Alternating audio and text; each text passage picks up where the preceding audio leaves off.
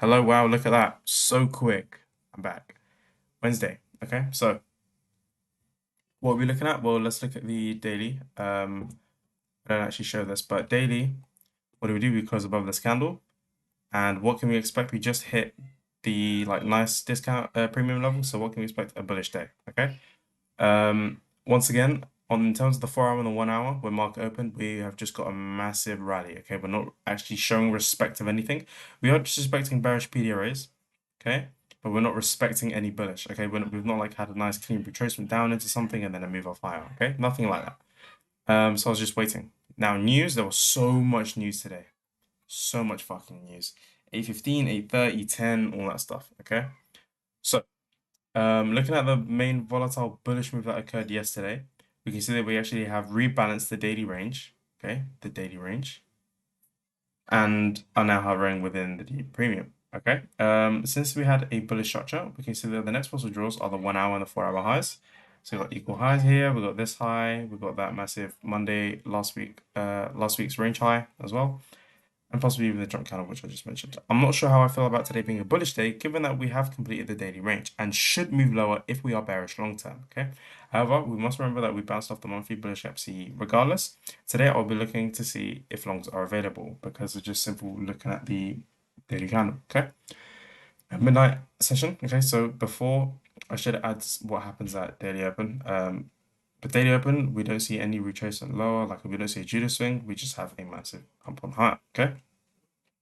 We feel the bearish daily gap on ES, right? Fill it in on ES, and we're hovering around CE on NQ.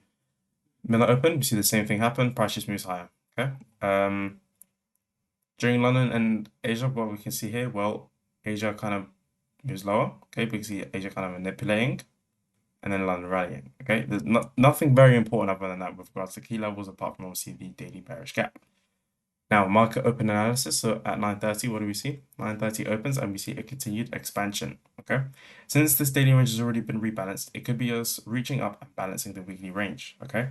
The higher time frame is also not providing with a lot of answers as this is the 4 hour chart. Okay. And cannot see anything clear with regards to a possible retracement or just something with clarity. Okay.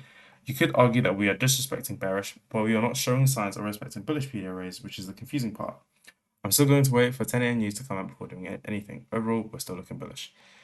10 a.m. news releases, and still no clarity as we are within a deep premium of the daily 4 hour range. Now, here I was itching to take a short.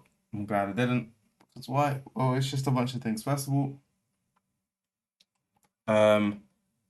why did I say? Hold on. So I was itching to take a short, but we'll say discipline and not take one because we look to be moving sideways within the premium region, right? NQ, look how sideways we're moving. Okay. Reasons for a possible short would have been that we reached the value area high, okay, rejection block, and then we get a 5 minute change in the state of delivery here as well after a sweep, and a nice associated leg on the 1 minute. But that's A, not my strategy, and B, against daily structure, okay. It's hit lunch and opportunities, no longer opportunities have revealed themselves. It's all about putting my hands on my bottom and waiting. And I went home, and now I'm home, and what have we had happen since? Not a lot, okay. My guess now is I'm not gonna probably take a trade today because well, nothing's being provided. Okay, simple as there's nothing being provided to me. Um, but yeah, um, nothing nice. I mean, we have this 1 hour range here, 1 hour range here. There we go. I mean, if we reach into this range, we could see a pump higher. But at the same time, like there's this rejection, but we could see something. But yeah, like I said, it's very unlikely that we take a trade today. Yeah.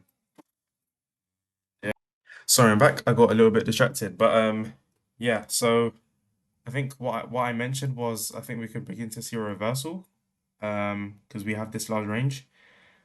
But yeah, market didn't really post anything of interest. Like obviously here, I want to take a long more than a short. But it would make sense to possibly take a short into the range of discount. But either way, I'm not going to do it. This is just something I'll like look at because if this is something that works, for example, here we have an hourly rejection block.